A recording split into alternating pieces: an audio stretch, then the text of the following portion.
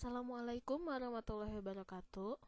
Hai anak-anak soleh dan solehah yang insya Allah selalu berada dalam lindungan Allah Subhanahu wa Ta'ala. Kita bertemu lagi dalam pelajaran bahasa Indonesia. Kali ini pembahasan yang akan kita pelajari yaitu struktur dan kebahasaan dari teks prosedur. Tentunya masih dengan saya, Ibu Nunu.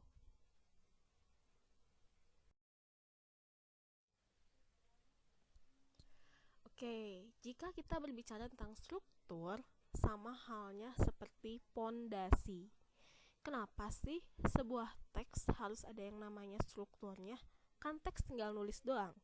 Ya, meskipun sebuah teks, tetapi teks tersebut harus memiliki struktur atau pondasi yang jelas agar teks tersebut bisa dikatakan teks prosedur. Oke. Membangun sebuah teks itu sama seperti membangun rumah. Bayangkan jika strukturnya kita acak. Misalnya kita membuat genteng rumahnya dulu, atapnya dulu, kemudian kita membuat lantainya, kemudian kita membuat dindingnya. Nah, apakah rumahnya akan jadi? Tentu tidak kan, yang ada rumahnya rusak lagi.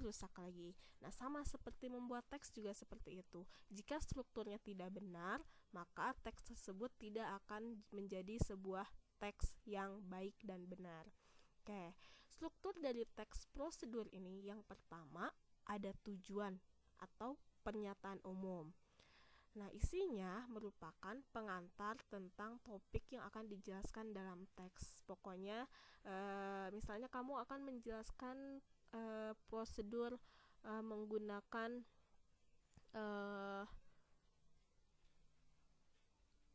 aplikasi Zoom Meeting. Nah, berarti di tujuan atau pernyataan umumnya itu kamu menjelaskan tentang Zoom Meeting itu apa sih, gitu secara umum. Nah, itu struktur yang pertama. Sekarang struktur yang kedua, ada langkah-langkah nih. Nah, langkah-langkah ini merupakan petunjuk yang disarankan kepada pembaca tentang topik yang akan dijelaskan. Yang berikutnya ada penegasan ulang. Nah, penegasan ulang ini bisa disebut juga dengan penutup, berupa harapan atau manfaat apabila petunjuk-petunjuk yang dijalankan bisa dipahami dengan baik. Nah, jadi struktur dari teks prosedur itu hanya ada 3. Ingat ya, yang namanya struktur tidak bisa diacak-acak. Karena kalau diacak-acak, teksnya tidak akan jadi. Contoh, misalnya, saya mau langkah-langkahnya dulu, di awal pernyataan umumnya, nanti di akhir. Nah, itu nggak bisa. Yang namanya struktur harus sistematis. Oke?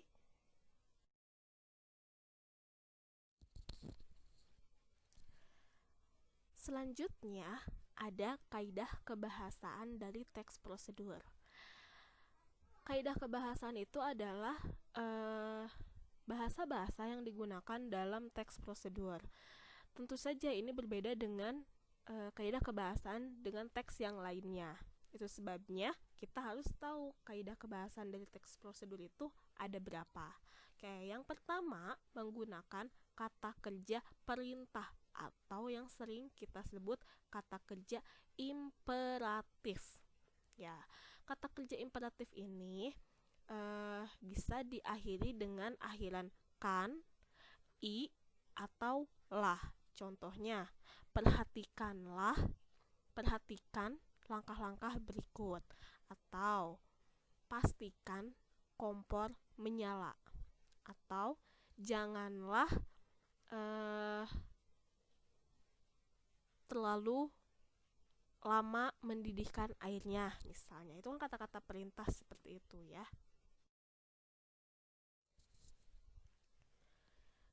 Kaidah kebahasaan teks prosedur yang kedua yaitu menggunakan kata teknis. Kata teknis ini sering disebut juga dengan kata istilah.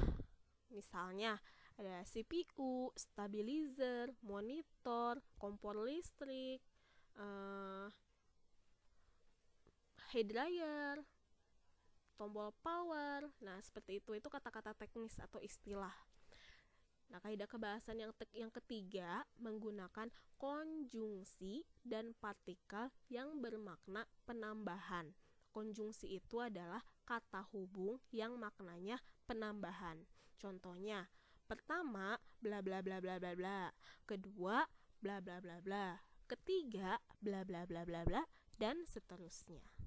Nah, yang keempat, menggunakan pernyataan persuasif. Persuasif ini adalah ajakan.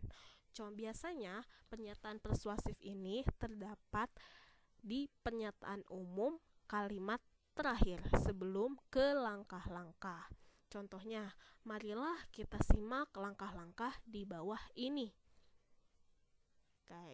Kaidah kebahasan yang kelima, jika prosedur itu berupa resep atau petunjuk penggunaan alat, maka digunakan gambaran tentang benda dan alat yang dipakainya, termasuk ukuran, jumlah, dan warnanya. Seperti itu. Biasanya kalau kita baca buku resep makanan, di situ akan dijelaskan bahannya apa aja, alat yang digunakan apa aja, terus bahan yang digunakan itu misalnya ada takarannya, berapa milikah, seperti itu ya.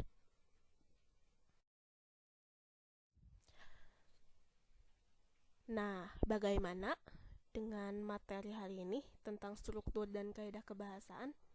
Mudah bukan? Jika kalian sudah paham, maka lakukan latihan berikut ini. Atau kalian bisa buka buku paket kalian halaman 18. Di situ ada sebuah teks prosedur yang berjudul Kiat Menata Rambut Pendek. Silahkan kalian baca, kalian pahami, kemudian kalian tentu bisa menentukan strukturnya yang mana,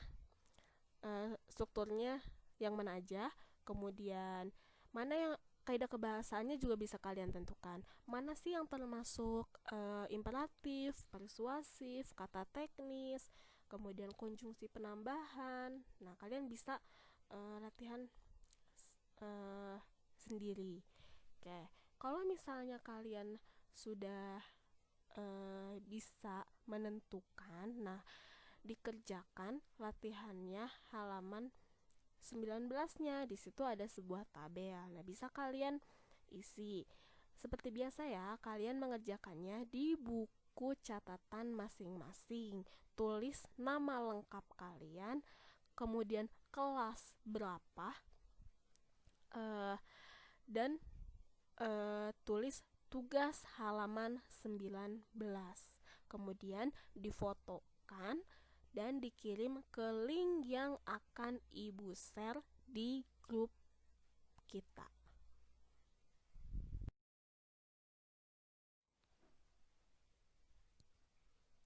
Nah, selesai deh pertemuan kita hari ini. Jika ada yang masih belum kalian pahami, bisa kalian tanyakan langsung ke Ibu lewat WA. Sekian materi kita hari ini. Terima kasih atas perhatiannya. Wabillahi taufiq walhidayah. Wassalamualaikum warahmatullahi wabarakatuh.